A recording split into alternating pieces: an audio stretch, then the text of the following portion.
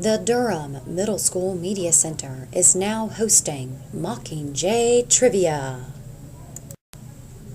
Consider yourself an expert of the Hunger Games trilogy? Then swing by the Media Center for a new set of Hunger Games trivia questions Monday through Thursday of this week. 4 days of trivia equals 4 chances to be entered into Friday's reaping of awesome prizes, including books, magazines, and even NCG gift cards.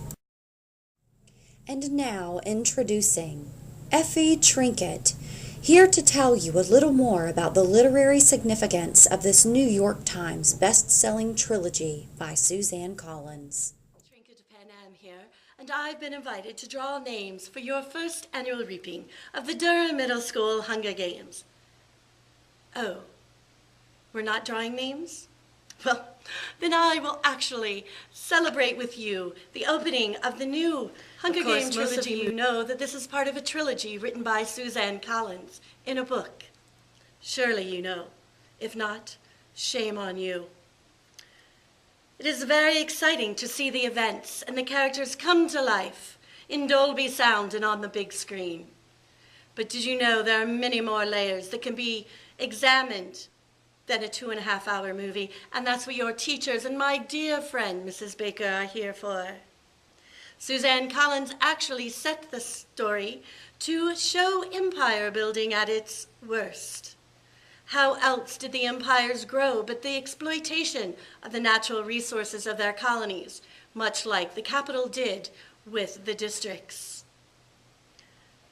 Food, too, was used. Too much, too little can keep a rebellion down. How can you fight if you're too tired and too thin and too fat and too lazy? The divisions of classes between the capital and its citizens were very much like those found in pre-revolutionary Russia. And symbolism, my friends, symbolism. My dear friend Katniss, my dear Katniss, did you know that her name is a water plant also known as arrowwood? Of course, arrows in the hands of Katniss have a powerful effect.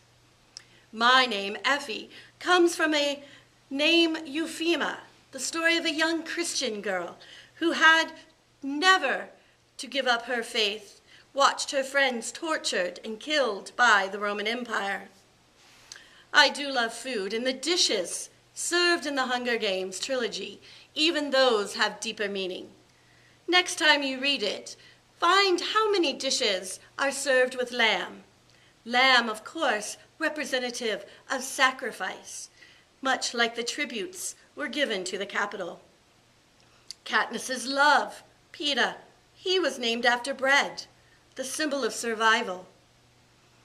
Even the name of our humble country was taken from the phrase panem and circinus, which means bread and circus. And isn't that how a government keeps control of their people? We can learn so much about history and even our own future by looking deeper into what we read. My advice, be engaged, be active, make connections. After all, don't you want the odds ever in your favor?